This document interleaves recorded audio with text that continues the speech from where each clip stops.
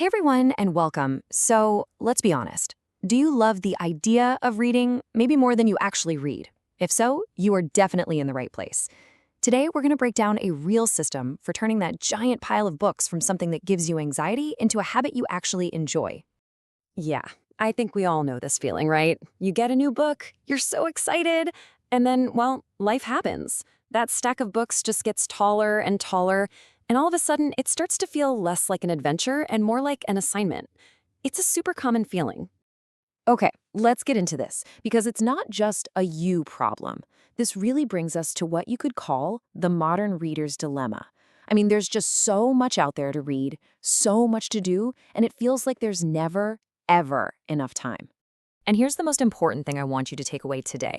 If you've had a hard time building a reading habit, it is not because you lack willpower. It's not a moral failing. It's because you haven't had the right system. So the answer isn't to just grit your teeth and try harder. It's to get a little smarter about it, to understand the psychology, and to build a better framework from the ground up. So, to build that system, first we've got to understand how our brains are actually wired. All of our automatic behaviors, from brushing our teeth to, yes, endlessly scrolling on our phones, they all run on a really simple but incredibly powerful neurological process. And it's called the habit loop. It's basically this little three-stepped process that our brain uses to put behaviors on autopilot. Why? To save energy. So understanding this loop, well, that's the master key to creating new habits that actually stick around for good. All right, let's break it down. First, you've got the cue. This is the trigger that tells your brain, hey, time to go into automatic mode. Think of your phone buzzing. Next up is the routine, which is the behavior itself. You pick up the phone, you start scrolling. And finally, you get the reward, that little payoff, that little hit of dopamine or social connection. Cue, routine, reward. Seriously, every single habit you have follows this exact pattern. Okay, so we get the loop. Now, how do we actually build a better one for reading? This is where we get to the core of our system, and it's built on what James Clear calls the 4 laws in his amazing book, Atomic Habits. We're going to walk through how to apply every single one of these specifically to reading. All right, law number 1 is all about the cue. You have to make it obvious. Right now, your environment is probably packed with cues for other habits. To build a new one, we need to make the trigger for reading totally impossible to ignore. We have to design our space so it practically begs us to pick up a book. And look, here are a few simple but genuinely powerful ways to do that. Put a book on your pillow. Seriously, it's the first thing you see when you wake up and the last thing you see at night. Or take a social media app off your home screen and replace it with your Kindle or Audible app. That changes your digital cue. And this one's big. Have a specific chair, a reading chair that you only use for reading. Your brain will build a powerful connection. When I sit here, I read. Okay, next up, law number 2 is to make it attractive. If we want to have it to stick, we have to actually want to do it. And one of the deepest, most fundamental human desires is the need to belong. We can totally use that to our advantage to make reading way more appealing. Like James Clear says, you need to join a culture where your desired behavior is the normal behavior. It's so true. When you surround yourself with people who talk about books and read all the time, that habit becomes way more attractive.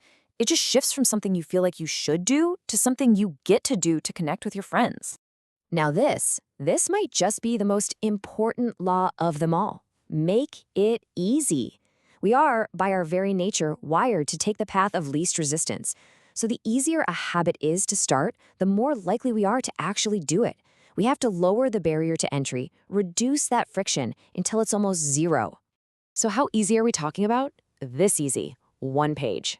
The goal, especially when you're starting out, isn't to read a book a week. No way. The goal is to become the kind of person who reads every day. And the way you do that is by making the goal so ridiculously small that it's just impossible to say no to. Just read 1 page. That's it. That's the win. You can always keep going, but the real victory is just starting. And look, this isn't just theory. This quote from a Reddit user who's been doing this for years just says it all perfectly. Repetition matters so much more than perfection. On a crazy busy day, reading just 1 single paragraph, that still counts. You showed up, you kept the habit alive. Consistency will always be quantity in the long run. And finally, the 4th law. For our brain to want to repeat a behavior, it has to feel good.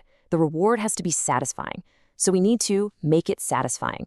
If an experience is enjoyable, guess what? We have a reason to do it again. We need to make sure reading itself closes that habit loop with a positive feeling. This one is so crucial. Please forget the dusty classics you think you're supposed to read. Read what genuinely gets you excited, even if it's a cheesy thriller or a pulpy sci-fi novel. Who cares? Or pick a book that helps you solve a problem you're dealing with right now. That immediate usefulness is incredibly satisfying. And tracking what you've read, seeing that list grow, that gives you an amazing sense of accomplishment and reinforces the whole cycle. So we have our system. It's based on real psychology, the 4 laws. Now let's talk about how we can kind of supercharge it. This is where technology, which, let's face it, is usually a source of distraction, can actually become an incredibly powerful ally. Think about it. Book tracking apps aren't the solution all by themselves, but they are fantastic tools to support the 4 laws. A little notification can make reading obvious. Seeing your friend's progress can make it attractive. Having your to-read list right there on your phone makes it easy. And watching those stats in your reading streak grow, well, that makes it deeply satisfying. Most of these apps fall into a few main buckets. You've got your apps for tracking stats and progress, kind of gamifying the whole thing. Then there are ones for just cataloging your library, physical and digital. A lot of them have social features like virtual book clubs, and then you've got the ones for the real data nerds with deep analytics on your habits. So here's a quick look at some of the big players. Goodreads is the 800-pound gorilla, right? It's best for its massive community and all those user reviews. The Story Graph is for you if you love data. It gives you these incredible charts on everything from the mood to the pace of your books. Bookly is fantastic if you want to gamify your progress, and Libib is amazing for just cataloging huge personal libraries.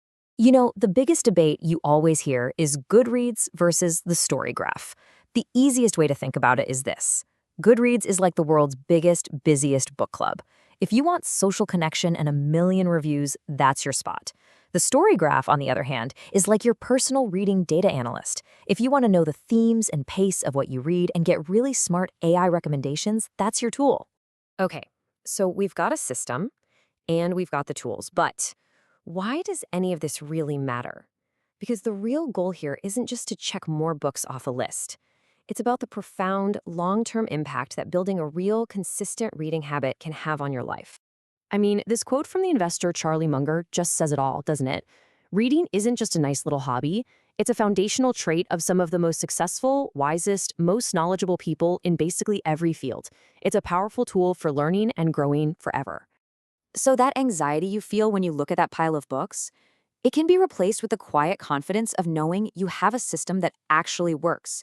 You have the framework. You have the tools. The only thing left to do is take that first, tiny, easy step. So my question for you is, what book will you read first?